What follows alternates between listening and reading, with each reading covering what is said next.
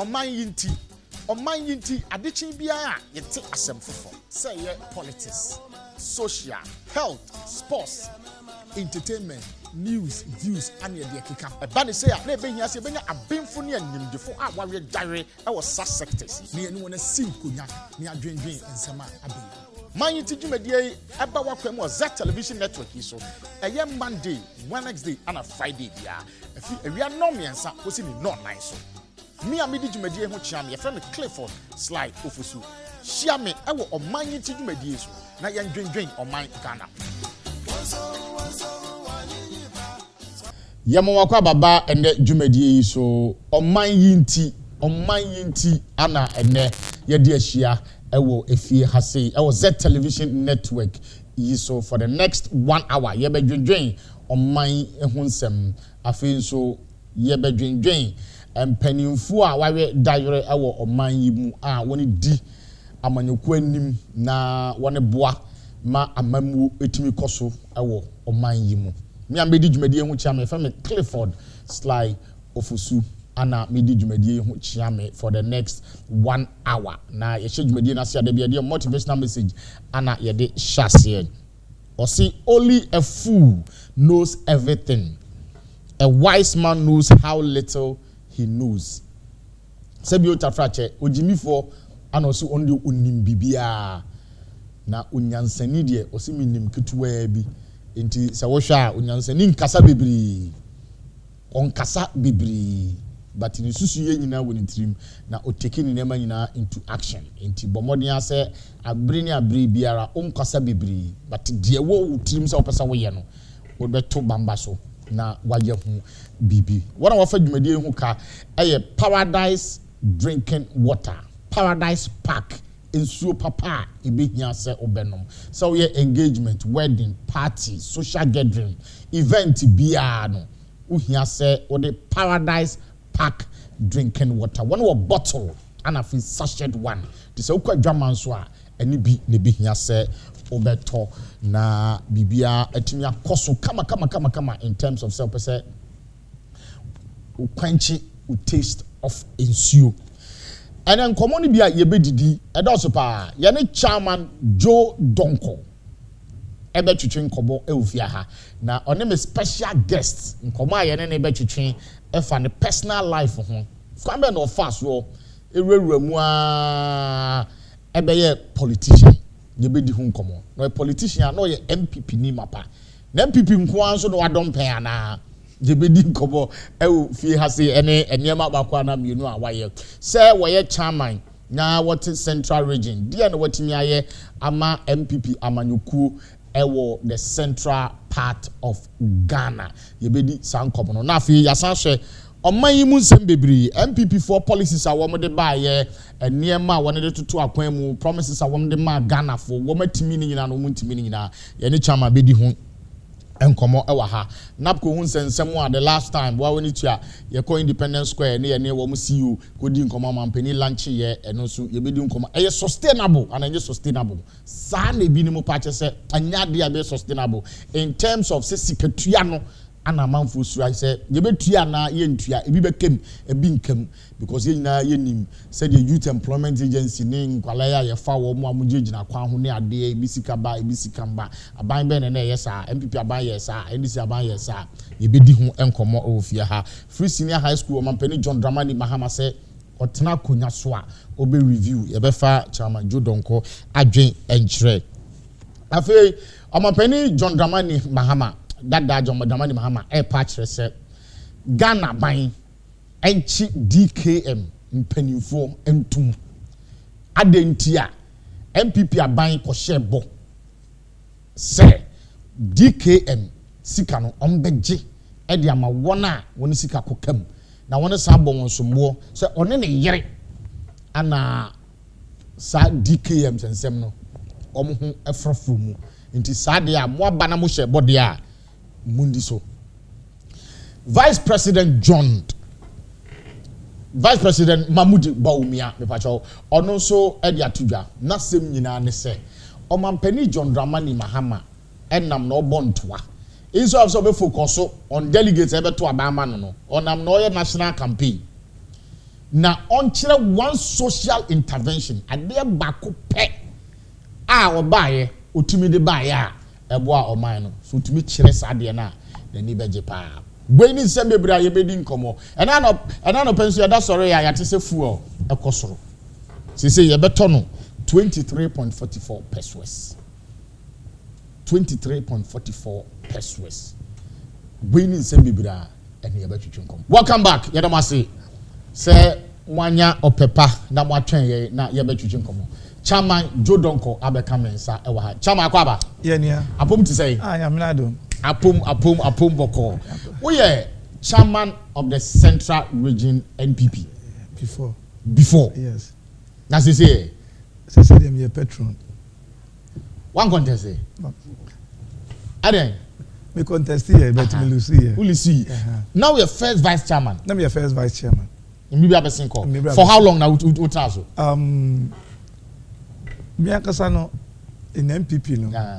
Me since 2003, 2004 up to this year. Positions in Kwan in Mikita. Okay. I was a constituency chairman from 2004 up to 2013 December. Then January 2014 after this year April, I was the first vice chairman of the MPP. Okay. And so we did that committees campaign team this baby. All right. After yan shase mfi wabra ba shase. Yo. Edie nana wo ye wan na wo hin na wo ku suku. Die nana wo ye ansa na wo be rap politics. Yo, my friend me that say, I'm say Joe Donko ko phone me no.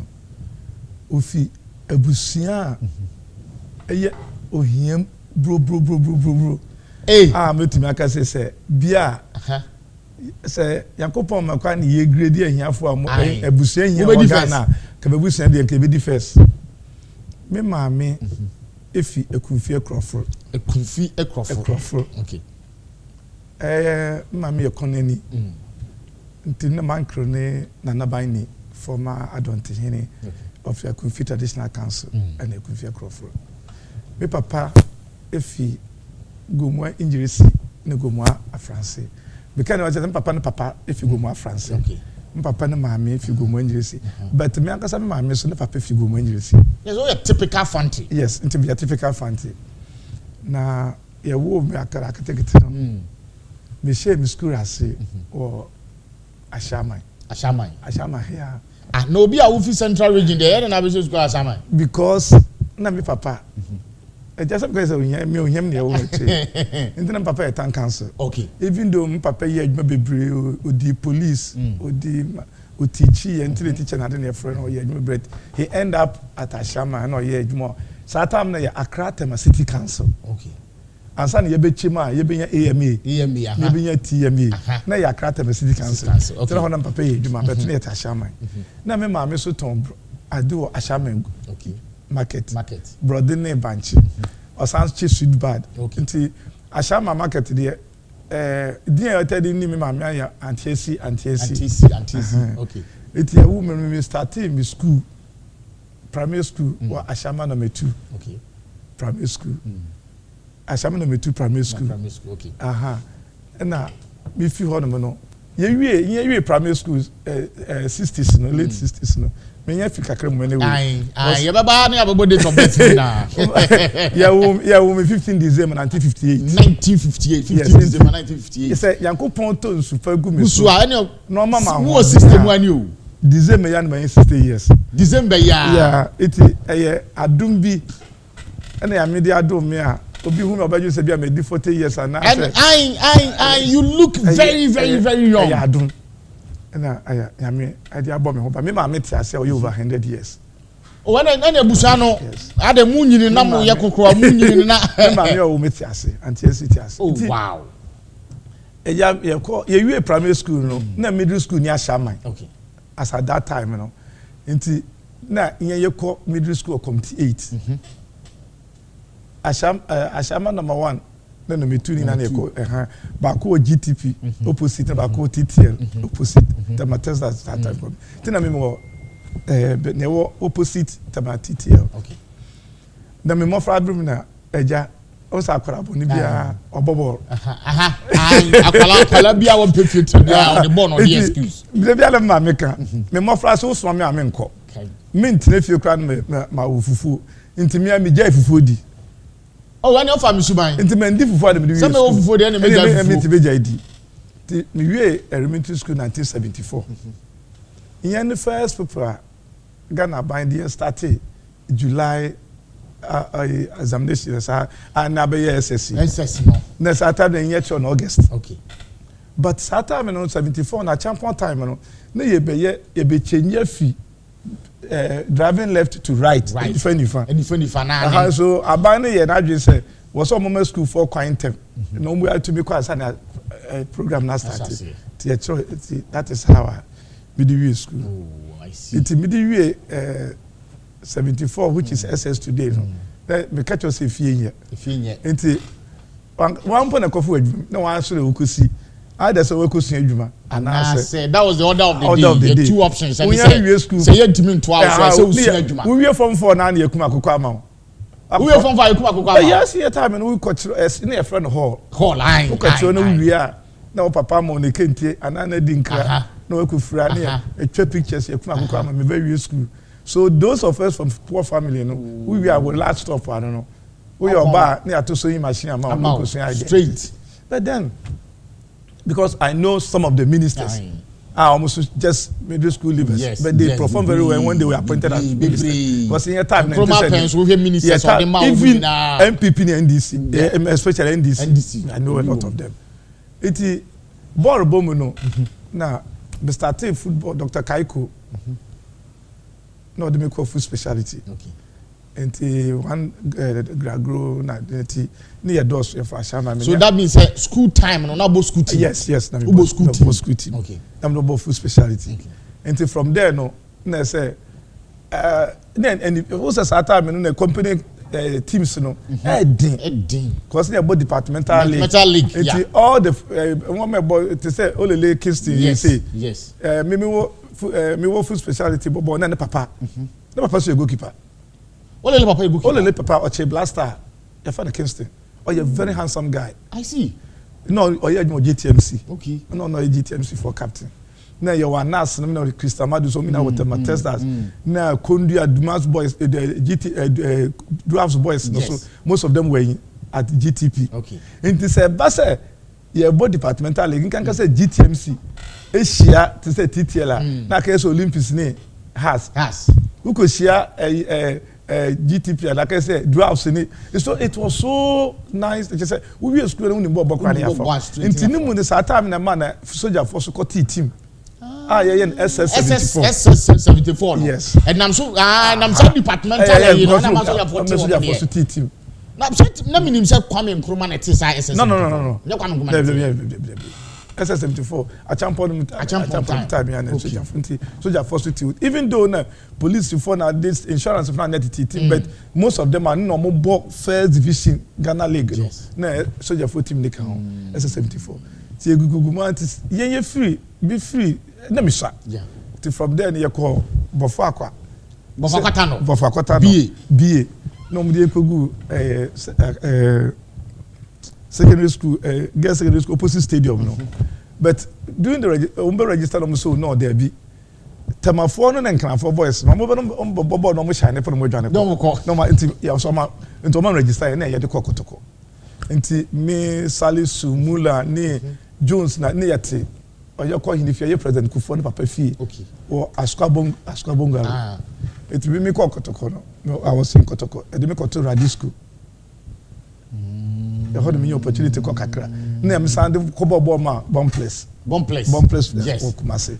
Iti order me wa tete na sometimes Santi Heroes akete say feeder team to Kumase Santi Kotoko. Me boy Santi Heroes. Me ni asase J goalkeeper no. E na ba Santi Heroes. Iti from there 79 na Kotoko lose the Kotoko person lose a very big professional team there. But you lose the African Cup of Nations. Yeah. Team Bifi, Burkina Faso for Kadiago. Kadiago. Yes, no be if African Cup of Nations. Africa Club championship no more. Satan now we a registered player of Kumasi Asante Kotoko. Them a registered player active player. Asante Euros. And I'm African Cup of Nations so come. The African Cup of Nations dem bobi na musu Asante na musu. Ni ani Joe Adom na koye your ball reserves and Asante Euros. Yani Joe Adom na koye. Enti because at time your Prince Kofi, Cooper, strong players. You know, yeah, fry all mass. Into 79 na team no elusi ye no. And my team no ejijaye basa. Into Razak, Cosmos. Okay. And then call for press no be find a way we the blame it officer way so that into before no na so young boys here time your bag. Okay. And in Nigeria. Upeja our bag straight to Nigeria. Ukobobo Nigeria. Yes. Our ultimate aim was to go to Nigeria. Yeah, now Ukobobo. Yes, to go and play football. It's Yameso Yamadum. Me call me first team here. That force never worry. Okay. Me Bob McDermott. Okay. But then me here no more fishless. Yes. Enti me to me aka say Yami shira me. Okay.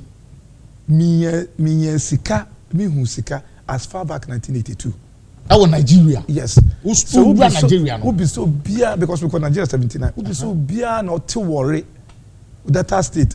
Say one Joe and Joe don't call us a kwala yami. We be catch you. Ghana ni wu am kwa beto fundaka. Mi anka sam kita me car. As a footballer and as a footballer at the same time working for Moses Fishes. Wow. And things were okay for me. Okay.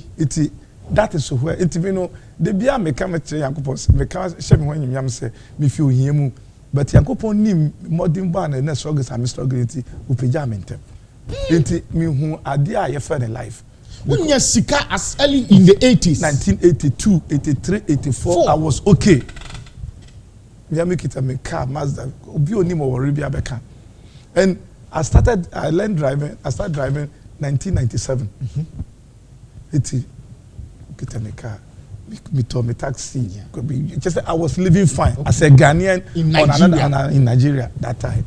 Into time I munko bar 1986 I walk on me man could rather no ye trade diane garina did the ship they come Ghana for. From there no munko 76 86 for then me bar Lagos. Then me join Nigeria Navy food as a sportsman. Into and also me Bobo Nigerian Navy for some time. 1992, me beja me establishing me business in Nigeria. Into me first limited company I met here as association. Me team in Nigeria. I Joe D Ventures Nigeria Limited. Joe D Ventures because me bag girl. Say a lawyer. Say a lawyer in Trakwa Chambers. Ne ya wono. Oh ya me won 89 in Nigeria. Nigeria. Into no the Judith. Okay. Intimidate you no Judith no last week na me dey saw me Joseph no so na kay Judith Ventures Nigeria Limited and now dealing there we deal in cosmetics children's mother care and I end up entering spare parts and all those things and in the name we call you to be feel US me took all around for some time until I decided to come back home.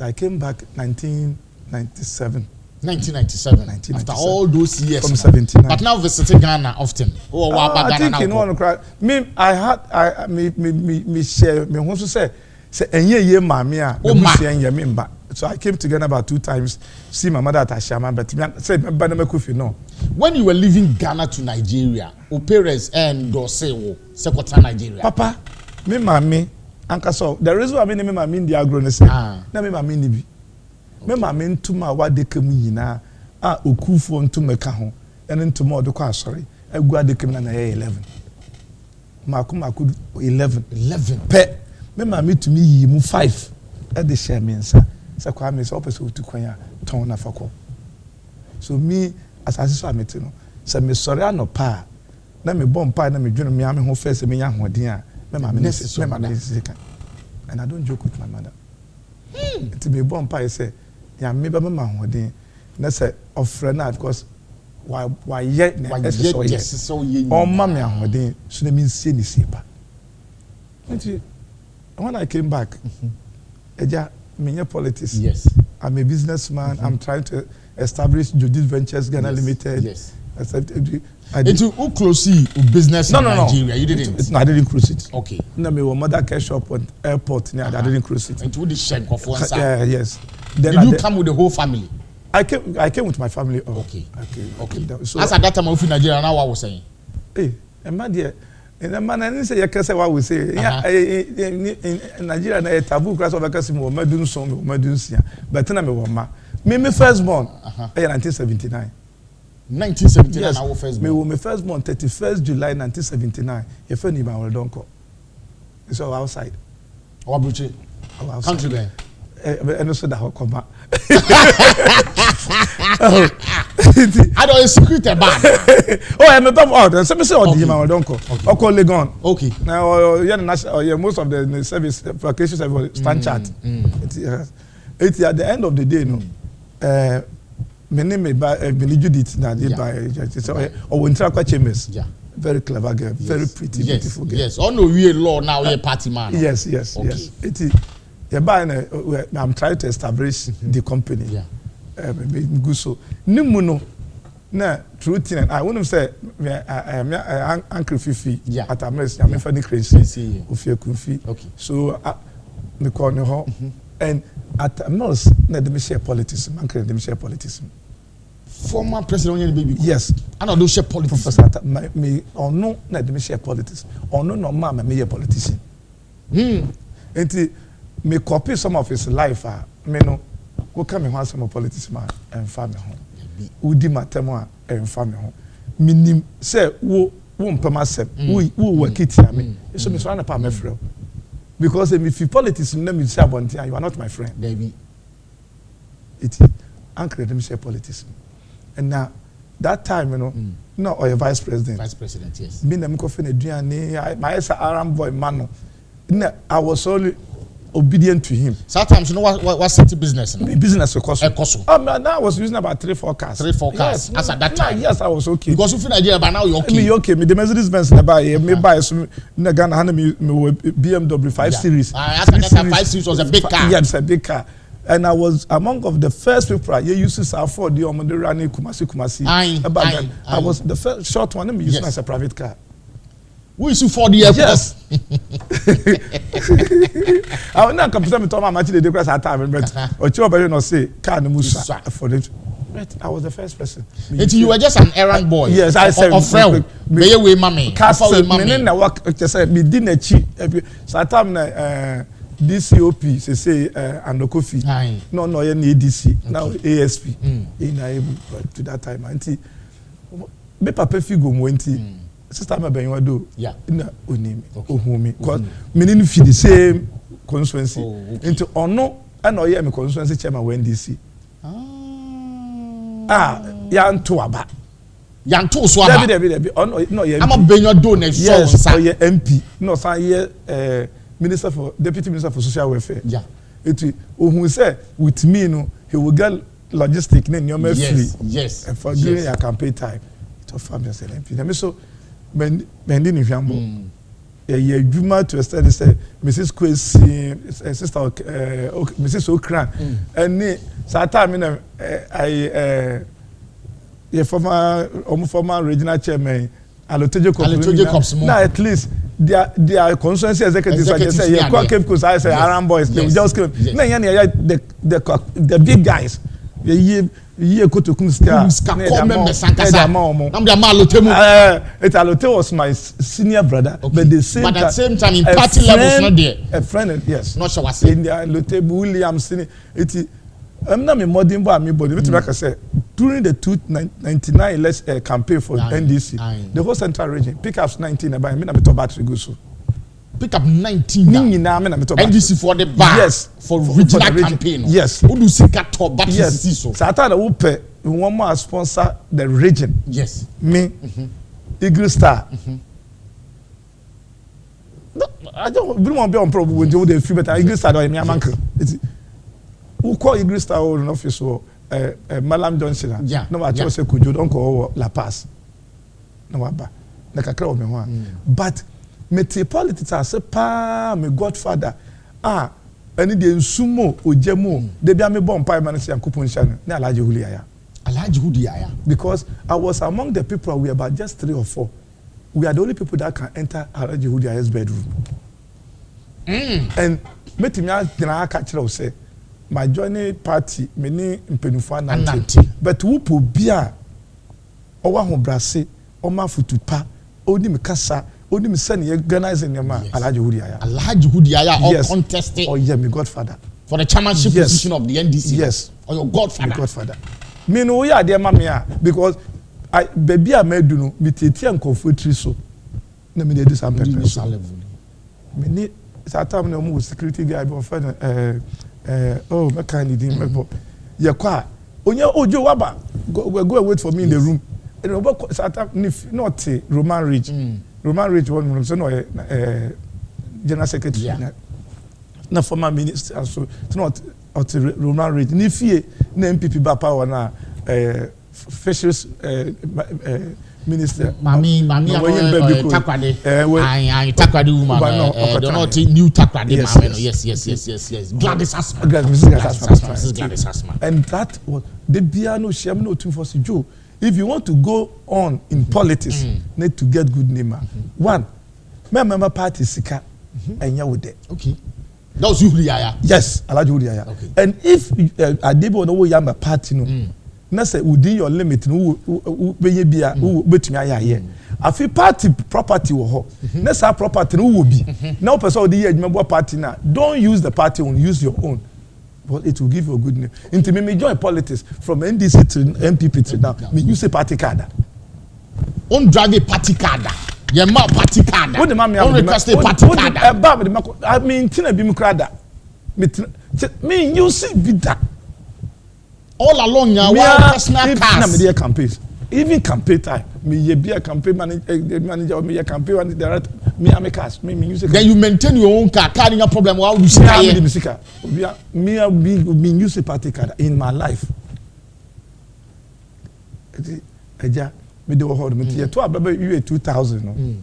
Say NDC Lucia, and MPP winning president before. I'm a do winning the constituency because of me in Kase minty, but because of him hard work because that time no climb from Apam Junction to Accra is one of the death trap. Yes, me to me back 3 times a day from Apam Junction to Castle Masanko.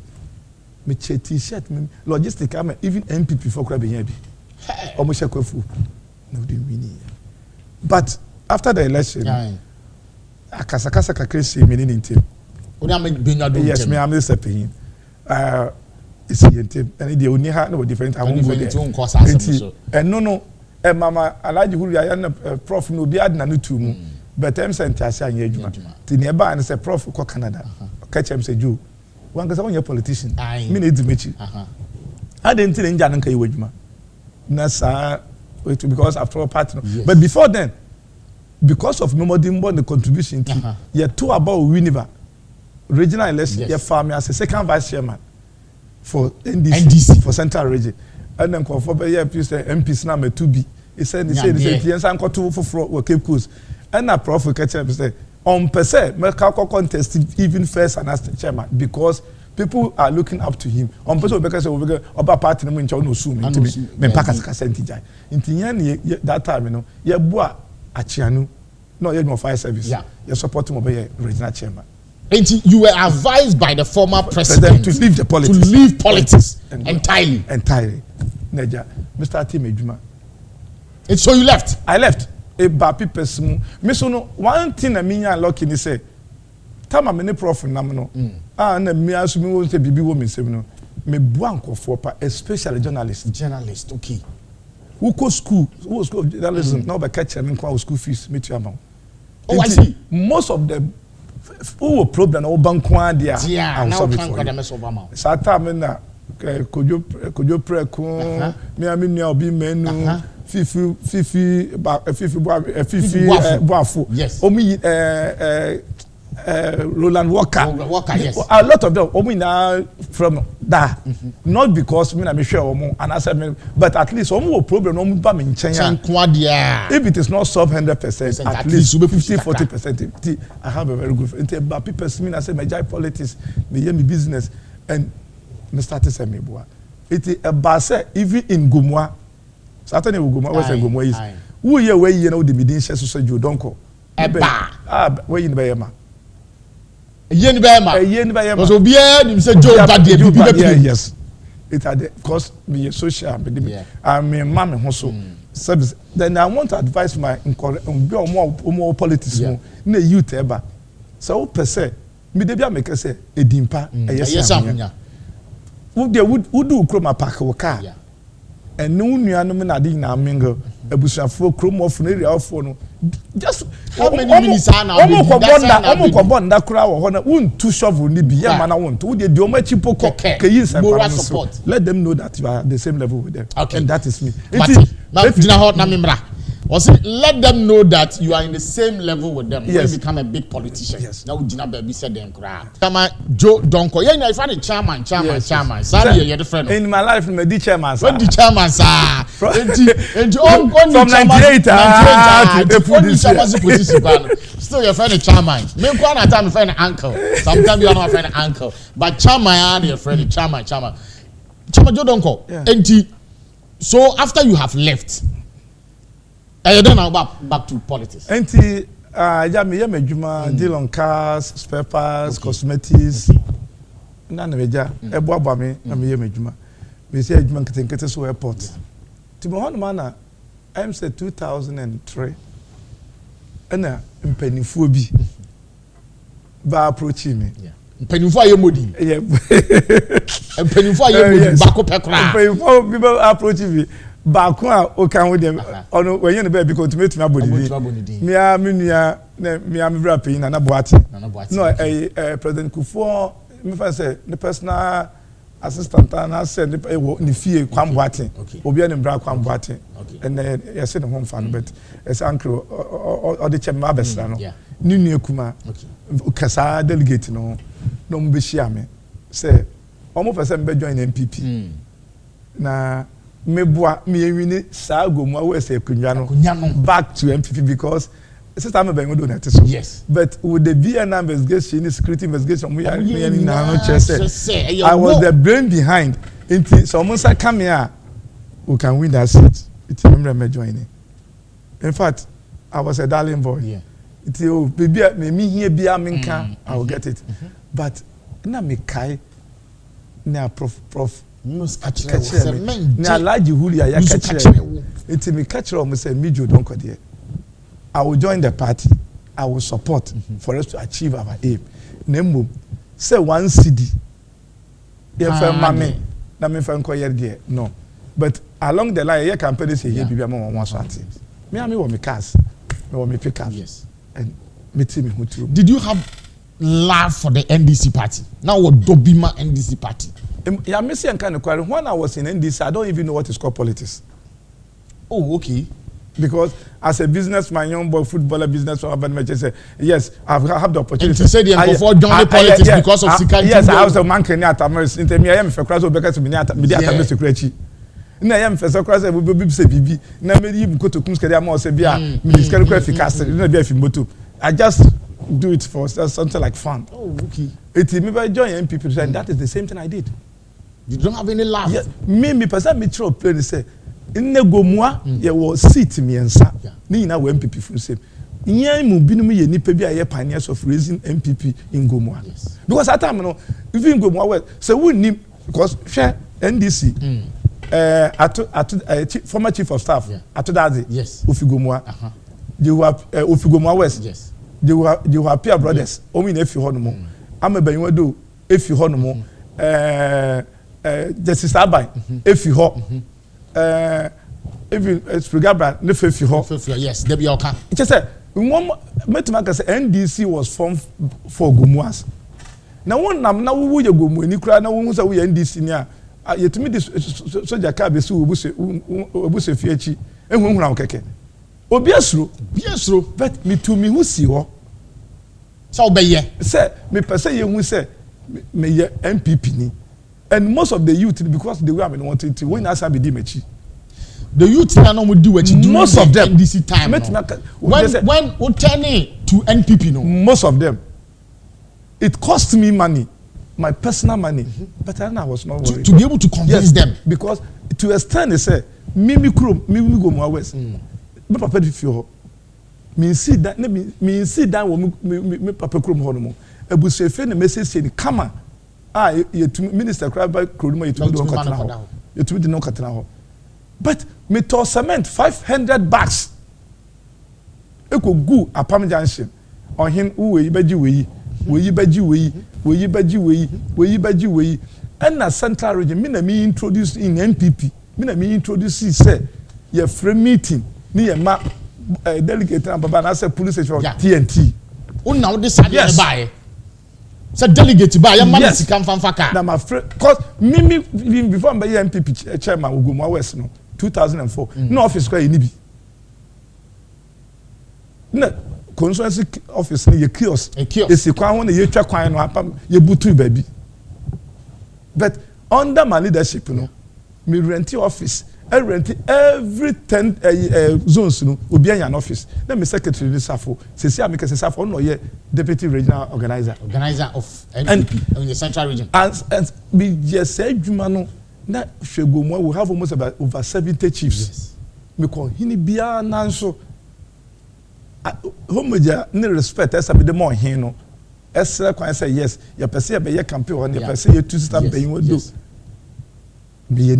On my own, your party ska. And your party ska.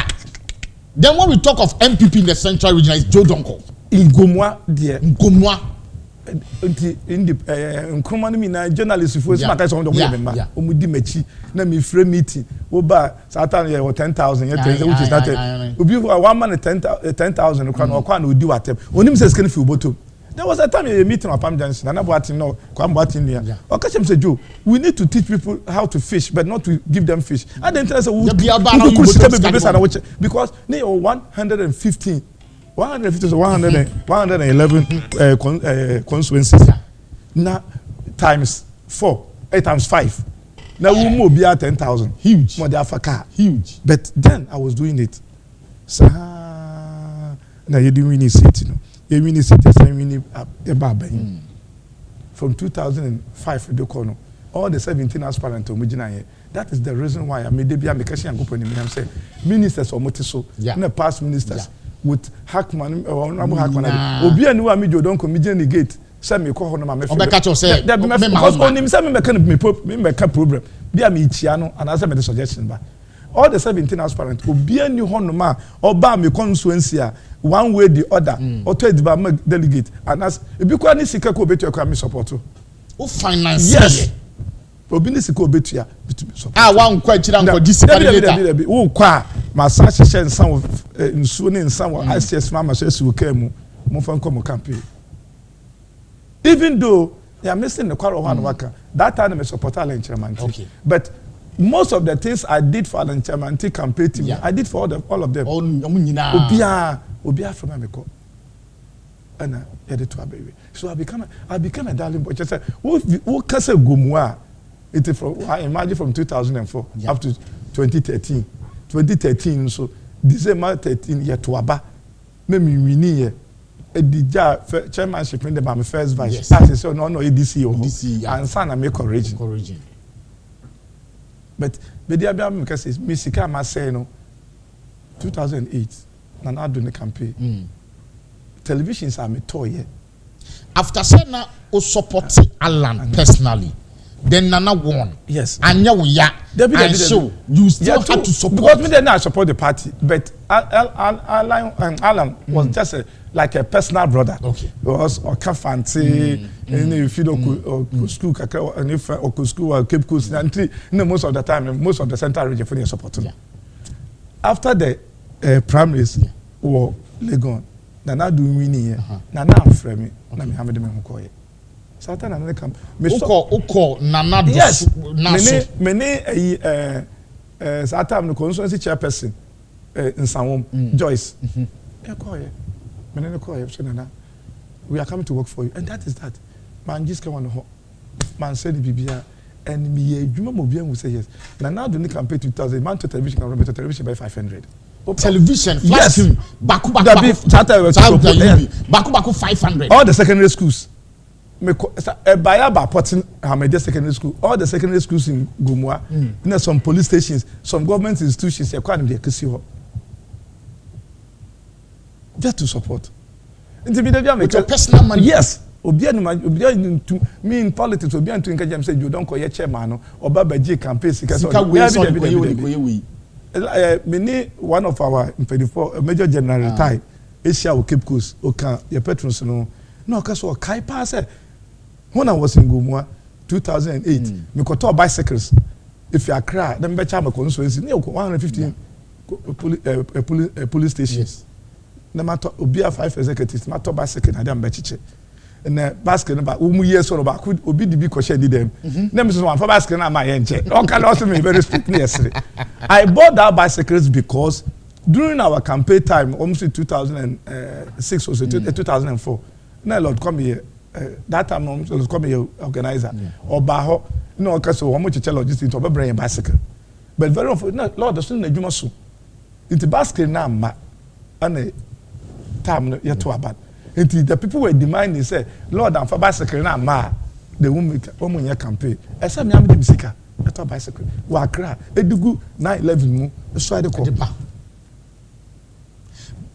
You are spending your money on parties. Yes. With the help of a party by the amount. One, me and Kasa me say me get a degree. Into here I'm a minister. But at least. Uncle Obimpo hunde oh there be papa and our boy all his youth time or say we home. Yes. What are we doing? But me no I always make them they be am kesi yankopon ni say me bo me home dey fit me mo frase. Enti pempen so yankopon dey me adu no. I don't think say though pokran so to good. It's so to good. That is where the problem is. Because me Joe Donko eba so me hu say okay, minister. Highest V8 now. Yeah, but them. I bought my V8 Land Cruiser fully loaded 2009. Me have a personal first Land Cruiser V8 central air condition everything from Canada. The bad me use. Since year me can see 2018 me Land Cruiser. 2018 year yes. Land Cruiser. And I'm the best abonting. Yeah. The same fully loaded central air condition, fridge, everything in it. And the facilities are buying penny benyan you finance by yourself. And now me fee. Sabe me nibi. Yes. Na say go money na kunfini ba. Na ono pa ne mama ton ntoma. Ne me mama na me papa ye 5. Yes. Ye da pie ni asa. Chemen ho. Na ye bada ya ma center table si yada. Na se yankopon ya madum. Ma se ha na mete. Na me kai ni, na me meni a. And then me hear you. I don't need anything.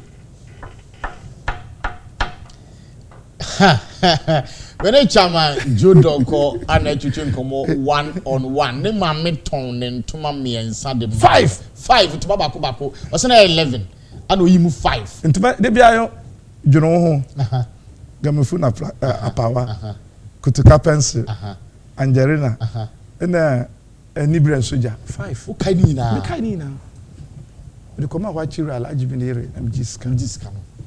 Then the most Massa, just say, we are Sanancasano, Medium Debia make say, and from Su Biano. A year Danya, which has a subeti be none so. But a year, my bonino, and ye lesser than and say for fire. Because Mitia make us say, you will be crash me, who did my temp or bonnie. But me did this, say, Nipa 100 Nesha. Me Joe Donko yes. Anye ye kura by 90. Bobo mdimba.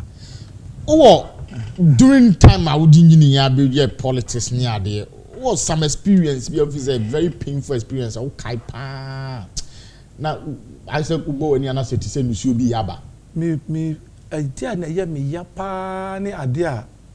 Me in kasa NDC for the year. But babu. As me so many babu ya. As many babu ya no Flagberry.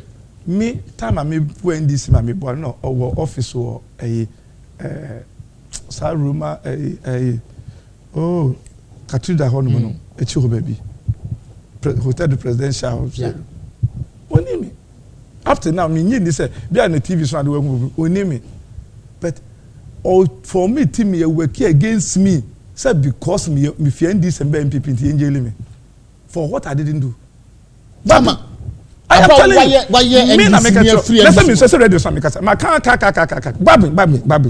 Babbing. Conspiracy to be free police. They say what did I do? The reason your person jail when I don't know. Obi person about from the company in Ghana. Also Ghana airline. And the American airline, one of the directors said, Madam for US, because we come.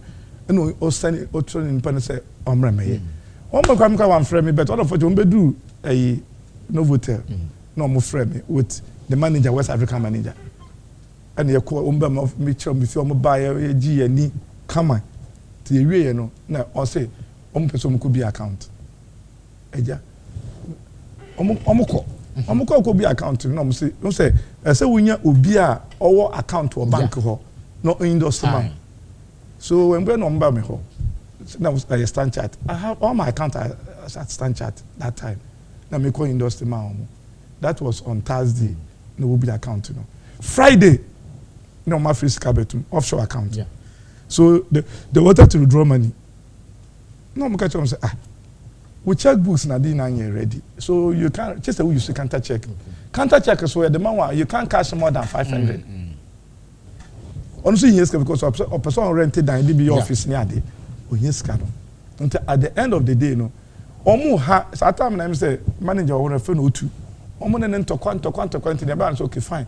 So who will be a or trust no hand man. We both make push this cannot account. No one more check the ODA so that we will not frustrate you. No, so Nippon Crime endorsement, you know, also account to her. They drove to my office. On the catcher and okay, fine. Or you're undertaking, me sign here. Say or transfer the secret. All the money was 96,000. Or transfer the secret with my account anymore. No, a bar where I sign, and also sign a passport, maybe be a chassis. Let me check at the man. I'll give them 3 separate checks. Don't the cash is getting. And no voter come and consider that. One at the no voter, another people come and meet him and say, Daniel, at the end of the day, I don't know what happened. Nisikano. So he went to police station fighting for the money. You know. Also a guy of no voter at ex-service police said, "What do you call here?" You know, Okochecho on the statement. So now they were asking him, he said, Sikane ye then a back Ghana has said. And I say, Mikrano, na me say, no, my friend, or me invite him na me call. They were using me as a prosecution witness. All of a sudden, boys now with the Brunei Chino, but because I had migration of an Babi. Yeah. I know my friend Babi says, I don't go NDC, no giant or you say, oh, no, my friend Babi, afraid police, I'm on lunch. Then offer Siaba catch him, so I dare be up. Kikiri. Another Yankupon Fenchemi, now chef for French, another stupid judge, Jackache. Or no, I say you're 20 minutes. Or my friend, no. So when Jelimia, you be in no, Babi, I'm an NDC for no, I told you no more fret 13 in life. Now, judge, enough from your catch them. So, one on and was after all that you've done for the NDC party, what have I done? It's nearby, and they say, I said, we feel submission of no case because evidence behind what you say in the second. Lawyer now, make a fan, no, because almost far lawyer, attorney general. You know, or the no bachelor, 2 weeks, Lafayette, one chiro. Miss me to me, control. And Satam, jacket and Nakasa. There is also Fubia, not now. Yes, or baby, if you're in the sick brand, who said $150. Who generally said 2 years, who said 3 years. And this is for someone to ask, so we jail suffering more.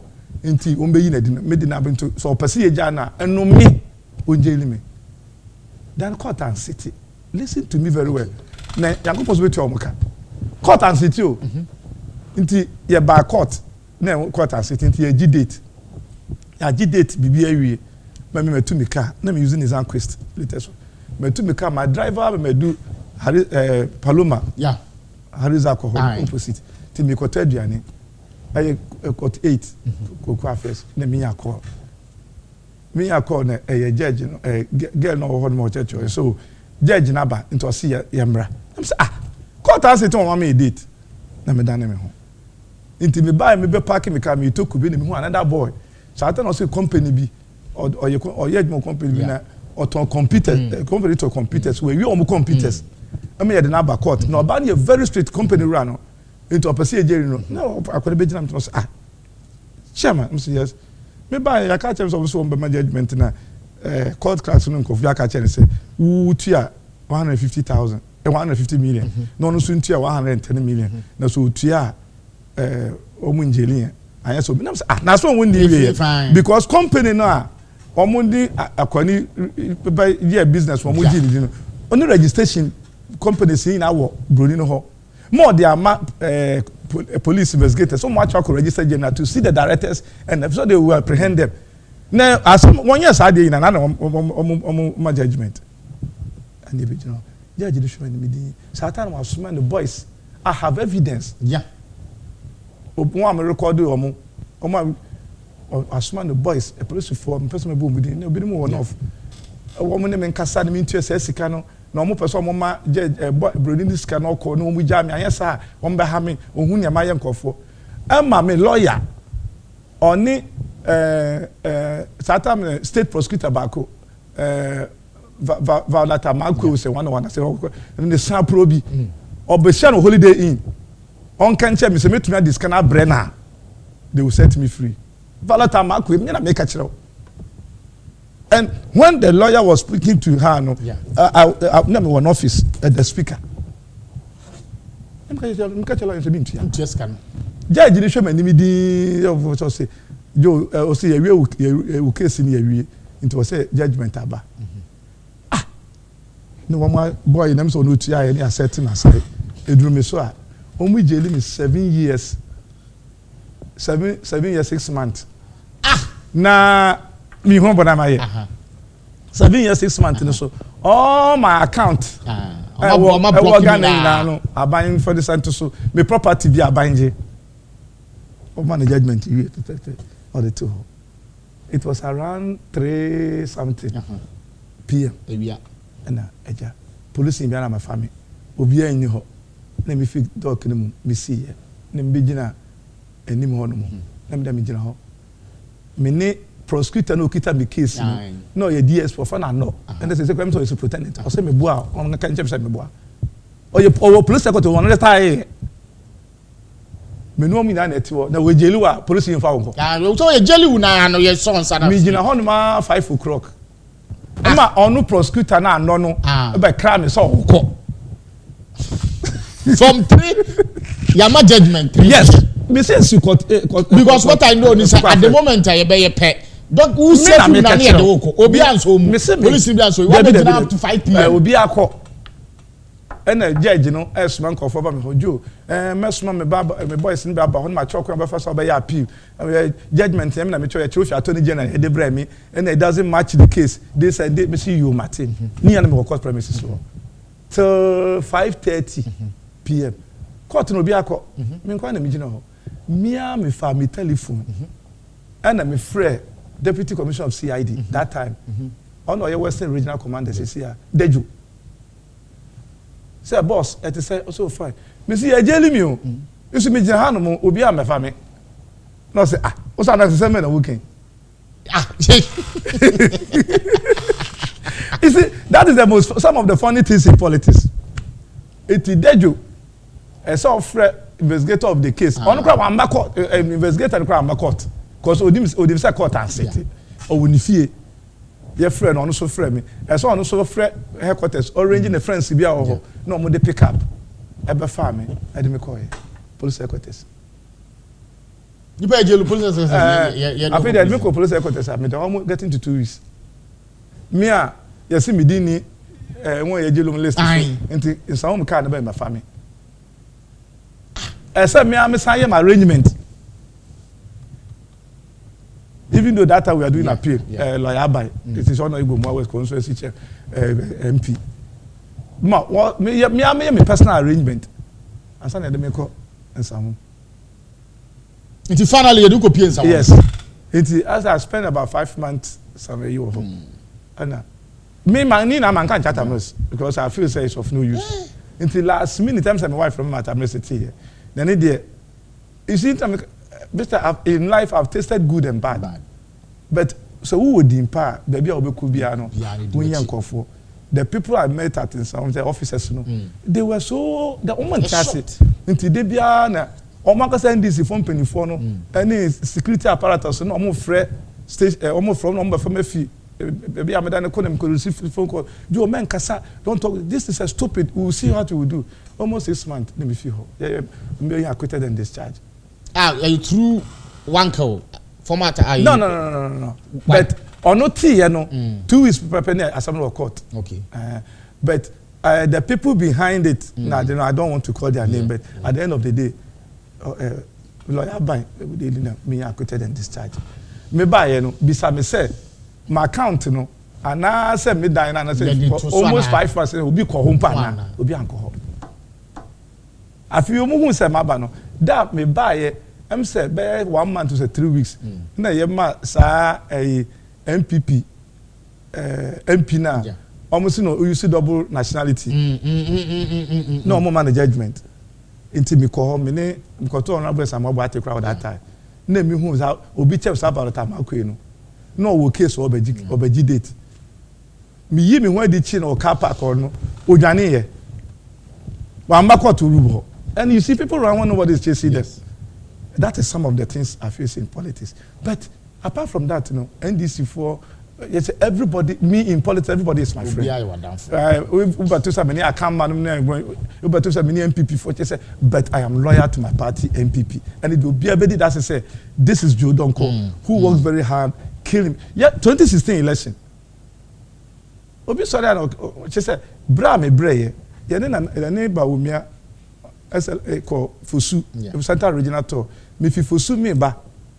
Because na dey change graduation, me ba no lawyer no law school me graduation. To was me ba me share me ba mo graduation. Na enyimire me say show mo Cape Coast. Be nya brutal accident edufa. Me car Tundra. Yeah. It cost me $48,000 na me toye. Me ba do na me kitis because na dey asana me pente. Motorbike na so di me no fi manim na eba. Na papa na okita no sware so. Na yere so wa tip so. Na hwe asambo na me wum sine so. That is how I see how that say. Nti I'm say speed no dey ba no ni light papa so okita the parking light. Ade so asabe 738. Otopoto mu te to no ba hwe me car no mu. Ona na yere na would at a spot. And so we also on the motorbike in the Joe and in the Joe copy me no or Fibenim opposite direction. On no one at top of the tone. The urine and honor and urine at a spot. Oh, sorry. Me Tundrano, that was it because or Shima Matai ne paye me and him see from Chuko to say 200 years. Boys are mobile MP or AAK. If it's donko or Nechem or Yadia. But it's a lack of knowledge. Omo kotrika na osanke ye pe car na ebetime raising any. But na me omo so mpasa me car na besi kwan no ho. Na omo twentwu na se. Omo twi for farm sa. Yes, no me baiti emana. That's at the end of my Tundra. How I buried those people. It wasn't easy. Because I say, the enemy I feel. I did all these things for my great party MPP. Chairman, and we have talked length about your personal life. Yes. Next time, as a Medoba, this time I'll bring another NDC to come and contest. You need to come offer the policies of the NPP. Any mobile power, the Motumia, the Mutuminia. But quick one, now answer for the NDC presidential race. Yam say, one say a cost of den. Na mami body 13 people na me hwe the wo choice egum because why NDC need that. Yes, na ye former majority leader Adon Sumen Babin on out on your town yeah my president and go for win Suman obachiwa gum by heart John the when you not on papa this super personal life me NDC me if I have the money I'll campaign against him send this photo about my papa we ko former Minister of Communication, Honorable Spio Gabra. Afe, you were CEO of National Health Insurance, Sylvester Mensah. Your former leader and presidential candidate of Reform Party, Gusi Tando. You were Honorable Kwaku Rickett Hagan, MP for Cape Coast South. and former Central Regional Minister, Kojo Bunsu, former CEO of Kumasi Metropolitan Assembly, former Vice Chancellor of University for Professional Studies, Yewo Joshua Alabi, and Yewo Eli Clem Agbe Mova, or a lawyer, Yewo David Duche Kwame, and Yewo Nuruddin Idrisu. Also a banker and an oil and gas consultant or young guy pa and who baby when you scan out the coins animal. God no way young boy now just scan out the presidential ambition and who she's gonna go. Stephen Atuguga, member of the NDC communication team. Some go forward when declare ways out and a former president me because as I said when you market there. But you've been an NDC before. Yes, but and you know these people. I knew all of them. Yes. But na me person me come on say I think as a party, apart from Usman Bagbe, okay. But Onipa maintenance and the President Mahama. Until President Mahama, so standing view. We are saying this when anybody. And anybody. Master, so many President Mahama personally. I'm not talking on MPP, but personally. And can I say me could me baby. Na me dem ekunyo. Na me dwene me ho. Na me so can statement for edemie ka. O see said the assessment command people. Then I saw here. Hwe ma me nkyere wade. Nti oba be me nkyere wade. Won circle bridge ya ofa Dubai. Won Kaswa bridge no. Bibi so asem. Bi na wafa so da. Mafa so. Kaswa bridge no. Any no hina kese. In terms of roads in the idea what na kese. Circle. Circle bridge no. It's supposed not to cost Ghana even more than 50 million. Or the money 175 million. Kaswa there no me to me Kennedy me ama contact Kennedy. Also be to me gina one end at Otaya across no. 250 million. Aden Akaso be police post we mama na anya. They are so the same. Some you need there be wakaji loan 250 million. Enya wo dia, enya papa koko sika. Eya Ghana fu yesika. Nti sa wo dia ma contract na se sa 250 million ampa se yetua na. Wuti so so to adwuma no so. Oh. Sa nyoma nyina, ne se wonya nyina wanya wie. Wo just say bra Ghana ye brace say ni kase jina Mahama administration. But people don't know. Ye ba ye petrol energy okaji wo Abidjan. Crude oil oji wo Nigeria. Even common schools now so basic 200 or so wa hina no. No mo 50 or 20. And kwa went yaka. The first budget on one person MPs no mo kun wo parliament. Say add into 1 year provision for Minister of Education went to Sankofonica. In teacher madia wo ye. Na wo dia to saka we yi na emu. Sa ni na so betuaka o. But ni na kickback go nkofo. Kennedy was even saying it on the there was a civil engineer come where the Grand Prince na Ghanaian. Ni sika oji. NDC for no Mahama no nkofo kete so for 4 million to so. Na sa 4 million one person omoji na omo de to Land Cruiser dia campaign. Why yes any men na wo sia bebie. Winya vice president free. Why vice president free? No, vice president Ben free. Who to fear ni afro obi afro say be the candidate. Are free? Okay, okay. Channel the party say we press. He didn't spend now one he did not spend $1. What be vice president? What be the vice president? Along the line, the whole castle CCTV now call off. Ma Uncle Fifi at Ames when you baby call or to hold almost starting or your first meeting. Only Korean as of being a share, na yere na do mo buy. On one year meeting that very day, support political suit. O we no ko join kwan o join mo kwan we a we CCTV na dey na yedwuma ho. Obi an dem ade ekun no. Are you saying the CCTV cameras went off at the Flagstaff house? So why the day at the one match investigate on chere no hu say that or your meeting or your meeting the asofo no kwa mo kasa o GTV so. Call at Amnesty Yebis and say, then I knew Kunu, no, only a soft be Korean fast off be an number crusade, Ghana and Kosed from an papa say 8 o'clock to 9. Do you suspect something fishy? Now the track rank of Uncle Shan and Nutra who are sorry. So track rank I want to swear. Go trash you on the Sankan and Nutra who are sorry. As a campaign because as I know your uncle and answer because it is not fair. Master, ma wasa be president edi obi a we vice president we president ewu ye pa okra so e na watermale say am kopon onim so watermale am post ko Burkina Faso na de ba watermale yam na nim no water parliament abo 7 o'clock we be president ni so be 2 years di ni free ya sa to aba mo wasa ba president free na wo yam ayo adomina so okwan a wo de Ghana afa so ona me say Ghana for me de bia me ka say nya Ghana for ankasa no ye to aba no metima ka cho say ni mu be 60% yenim center ye to aba na ka Muhammad an ke to aba man yanda wase ya be say aba enti Muhammad mu yini fi onu so free babina fi Muhammad free okay ya be say afro wato safro na ye no akomtese obi am pesa me de ne ma ona tam ya ne discussion Honorable Horace Ankra, former deputy ambassador to China. Ono na mpesa katambia oba na no problem. Because Agbanyo one. You see, I say Ghana first. Yeah.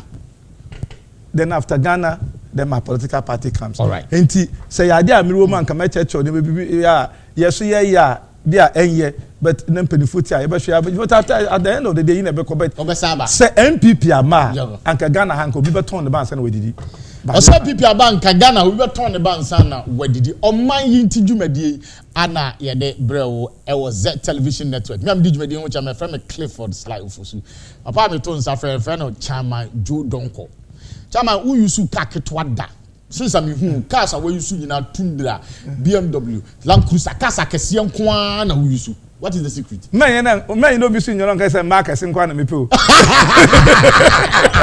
I'm on me a cashier. Mommy, no more. And I say,